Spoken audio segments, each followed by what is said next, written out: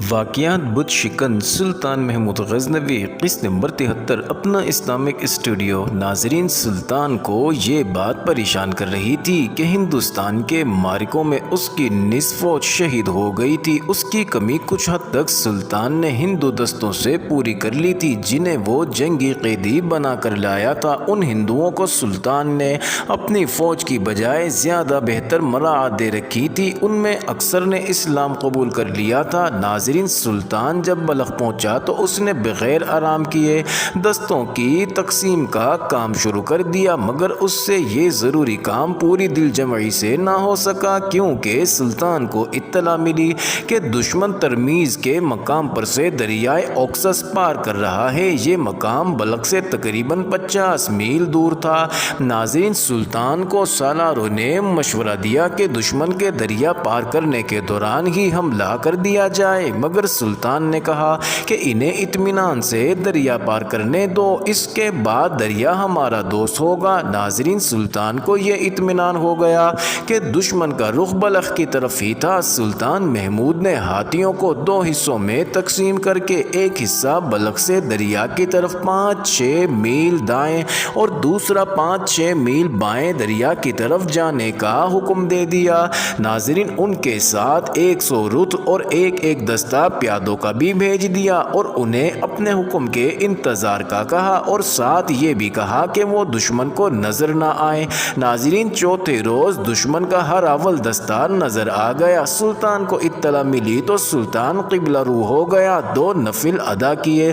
ناظرین، سلطان نے ہر اول پر ایک بھی تیر نہ چلانے کا حکم دیا۔ سلطان یہ حکم دے ہی رہا تھا کہ اسے اطلاع ملی کہ دشمن کا ایک جاسوس پکڑا گیا ہے۔ ناظرین، سلطان نے جاسوس کو پیش کرنے کا حکم دیا۔ جاسوس کو سامنے لایا گیا تو وہ بولا، سلطان، میں بلا ساغون کا جاسوس ہوں، لیکن میں ایک خبر دینے آیا ہوں، کچھ معلوم کرنے نہیں آیا ہوں۔ سلطان نے کہا کہ کیا خبر دینے آئے ہو؟ تو اس نے کہا کہ خبر آپ کے بیٹے مسعود کو دینے کا حکم ملا ہے، لہٰذا اسے بلایا جائے۔ ناظرین، مسعود کو بلایا گیا۔ جاسوس نے کہا کہ شہزادے ابو منصور کی بیٹی سمنتاش کا آپ کے لیے پیغام ہے کہ میں نے کہا تھا نا کہ ہماری ملاقات میدان جنگ میں ہوگی، تو میں ان مستورات کے ساتھ آ گئی ہوں جو میرے ابا اور سالاروں کی بیویاں اور داشتائیں ہیں۔ ہماری فوجوں کی ترتیب یوں ہوگی کہ ہماری فوج دائیں پہلو پر ہے، بخارا کی فوج بائیں پہلو پر، اور درمیان میں قادر خان کی فوج ہے۔ قبائلیوں کو 3 فوجوں کے درمیان تقسیم کر دیا گیا ہے۔ میرے ابا اپنی فوج کی کمان خود کر رہے ہیں۔ آپ کے والد محترم بہتر سمجھتے ہیں کہ وہ ہماری فوج کی ترتیب جان کر اپنی فوج کو کس طرح ترتیب دیں گے۔ تم ہماری طرف آنا، میں کوشش کروں گی کہ تم تک زندہ پہنچ سکوں، اگر نہ پہنچ سکی تو اللہ حافظ۔ ناظرین، جاسوس نے کہا کہ آپ مجھے اپنے پاس رکھ سکتے ہیں، کیونکہ شہزادی صاحبہ نے کہا تھا کہ واپس نہ آنا۔ سنو مسعود، سلطان نے کہا کہ یہ اگر جذباتی معاملہ ہے تو میں تمہیں ہرگز اس طرف نہیں بھیجوں گا۔ مسعود نے کہا، ابا جان، یہ جذباتی معاملہ بھی ہے اور سفلی معاملہ بھی ہے، آپ مجھے اسی طرف بھیجیں۔ میں لڑکی کے باپ سے ملاقات کرنا چاہتا ہوں، آپ اس کو دھوکہ نہ سمجھیں، کیونکہ ابھی ظفر بھی آپ کو اس لڑکی کے متعلق بہت کچھ بتا چکا ہے اور میں نے بھی اس کے متعلق آپ کو بہت کچھ بتایا ہے۔ ناظرین، 5ویں صبح کا سورج سرخ رنگ کی گرد میں اس طرح چھپا ہوا تھا کہ چمکتے ہوئے گولے کی طرح نظر آ رہا تھا۔ ناظرین، الیاس بن اسد کی تحریر سے پتہ چلتا ہے کہ دونوں فوجیں اللہ اکبر کے نعرے لگا رہی تھیں اور ایک دوسرے کی خون کی پیاسی تھیں۔ ناظرین، دشمن کی جنگی ترتیب وہی تھی جو سمنتاش نے بتائی تھی۔ گھڑ سوار قاصدوں کے سرپٹ بھاگ دوڑ شروع ہو چکی تھی۔ ان کی اطلاعات سے بھی دشمن کی ترتیب کا پتہ چل رہا تھا۔ سلطان اسی کے مطابق قاصدوں کو پیغام دے دے کر آگے بھیج رہا تھا۔ ناظرین، قادر خان کی فوج درمیان میں خاصی پیچھے تھی۔ ابو منصور اور طوغا خان دائیں بائیں بلخ سے چند میل دور چلے آ رہے تھے۔ دشمن کی یہ ترتیب گھیرے کی تھی، وہ بلخ سمیت سلطان کو بھی گھیرے میں لینا چاہتے تھے۔ ناظرین، سلطان نے مسعود کو اسی طرف بھیج دیا جدھر ابو منصور کی فوج تھی، جدھر سے طوغا خان کی فوج آ رہی تھی۔ ادھر سلطان نے ایک اور تجربہ کار سالار بھیج دیا۔ ناظرین، دشمن کی تینوں فوجوں کے درمیان 1.5-2 میل کا فاصلہ تھا۔ ان خالی جگہوں میں سلطان کے دستے جا رہے تھے۔ ہاتھی، رت اور پیادہ پہلے ہی نکل چکے تھے۔ اس سے سلطان نے دشمن کے لیے یہ صورتحال پیدا کر دی کہ توغا خان اور ابو منصور کی فوجیں دائیں بائیں سے سلطان کے گھیرے میں آ گئی۔ ناظرین، سلطان نے اپنے پیغاموں کے ساتھ قاصد دوڑا دیے۔ سورج اوپر اٹھ آیا تھا مگر گرد نے اس کی روشنی مدھم کر رکھی۔ ناظرین، اچانک زمین و آسمان کانپنے لگے۔ سلطان نے دشمن کے دائیں اور بائیں پہلوؤں پر حملے کا حکم دے دیا تھا۔ دشمن کے دونوں پہلوؤں پر دونوں اطراف سے حملہ ہوا۔ ایک طرف ہاتھی اور رت تھے۔ قبائلیوں نے اپنے مخصوص انداز میں گھوڑے دوڑائے اور تیر اندازی کی کوشش کی، لیکن اتنے گھمسان میں انہیں اپنے پرائے کا پتہ نہیں چل رہا تھا۔ قادر خان کو بھی پتہ نہیں چل رہا تھا کہ اس کے دائیں بائیں کیا ہو رہا ہے۔ اسے پہلوؤں سے کوئی پیغام نہیں مل رہا تھا۔ اسے بتانے والا کوئی نہ تھا کہ اس کے پہلو ہاتھیوں کے پاؤں تلے کچلے جا رہے ہیں۔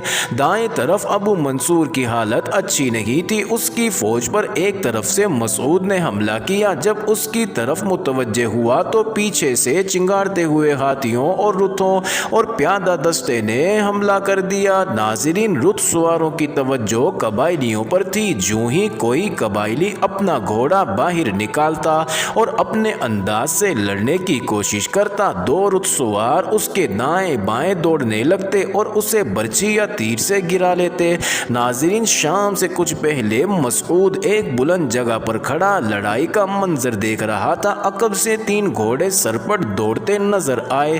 ایک سوار کے ہاتھ میں سفید جھنڈا تھا۔ مسعود کے محافظوں نے گھوڑے ان کی جانب دوڑا دیے کیونکہ یہ دھوکہ بھی ہو سکتا تھا۔ وہ تینوں سواروں کو مسعود کے سامنے لے آئے۔ ان میں ایک سمنتاش تھی جس کے چہرے پر گرد جمی ہوئی تھی اور اس کے ساتھ 2 اور مرد گھڑ سوار تھے۔ ناظرین، سمن کود کر اپنے گھوڑے سے اتری اور دوڑتی ہوئی مسعود کے پاس آ گئی۔ سمن ہانپتی ہوئی بول رہی تھی کہ تمہارے متعلق بڑی مشکل سے پتہ چلا۔ میرے ابا بھاگنے کی فکر میں ہے لیکن ان کا ایک سالار انہیں جھوٹی تسلیاں دے رہا ہے۔ وہ فوج کا قلب پیچھے لے گئے ہیں۔ انہیں یقین ہو گیا ہے کہ انہیں شکست ہو چکی ہے۔ ان کے پاس قادر خان کا قاصد یہ پیغام لے کر آیا ہے کہ اس نے بلخ کی طرف پیش قدمی روک دی ہے اور وہ اپنی فوج کو دائیں بائیں پہلوؤں کی طرف بھیج رہا ہے۔ اس نے کہا ہے کہ حوصلہ نہ ہارنا، سلطانی فوج کو ہم گھیرے میں لے لیتے ہیں۔ میں نے تمہارا سراغ کس طرح لگایا اور کس طرح یہاں پہنچی یہ بعد میں بتاؤں گی۔ میں اس لیے آئی ہوں کہ ہمارے قلب کو تم ذرا سی ہمت سے پکڑ سکتے ہو۔ مجھے نہیں معلوم کہ دوسری طرف کی لڑائی کی کیا صورتحال ہے۔ میں اپنی فوج کی بات کر رہی ہوں۔ ناظرین، سمن کی بات سن کر مسعود سوچ میں پڑ گئے۔ سمن بولی، کیا سوچ رہے ہو؟ میرا گھوڑا لاشوں کو رونتا ہوا آیا ہے۔ مرنے والوں میں غزنی والے بھی ہیں، ترکستانی بھی ہیں اور بخاری بھی، مگر مر کر سب ایک جیسے لگتے ہیں۔ وہ سب مسلمان تھے۔ سمن نے چلا کر کہا کہ اپنی قوم کا خون روکو مسعود، میں جو کہتی ہوں وہ کرو۔ قادر خان کی کمک آ گئی تو یہ قتل و غارت نہیں رکے گی، اس سے پہلے ہی ہمارے قلب کو مٹھی میں لے لو۔ ناظرین، مسعود نے کہا تم ساتھ چلو گی؟ سمن نے کہا نہیں، میں جا رہی ہوں، تم آؤ۔ ناظرین، سمن گھوڑے پر سوار ہوئی اور 2 سوار جو اس کے زر خریدتے ساتھ ہو لیے اور وہ میدان جنگ کے گرد و غبار میں غائب ہو گئی۔ وہ مسعود کو بتا گئی تھی کہ اس کا باپ کہاں ہے۔ قادر خان کی پیش قدمی رک گئی تھی۔ وہ اپنی فوج کو 2 حصوں میں تقسیم کر کے ابو منصور اور توغا خان کو کمک بھیج رہا تھا۔ ناظرین، سلطان کو اس کی اس چال کا اس وقت پتہ چلا جب رات گہری ہو رہی تھی۔ اس وقت حملہ نہیں کیا جا سکتا تھا۔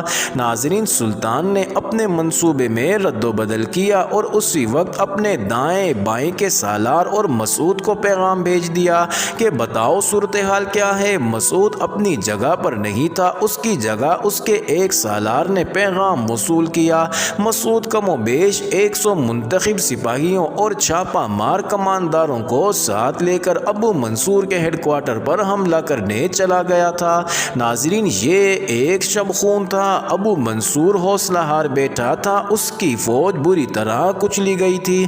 ناظرین، سلطان نے اس پر حملہ ہی ایسے انداز سے کرایا تھا کہ وہ بچ نہیں سکتا تھا۔ وہ اپنی بیٹی کی نشاندہی کے مطابق دریا کنارے چلا گیا تھا۔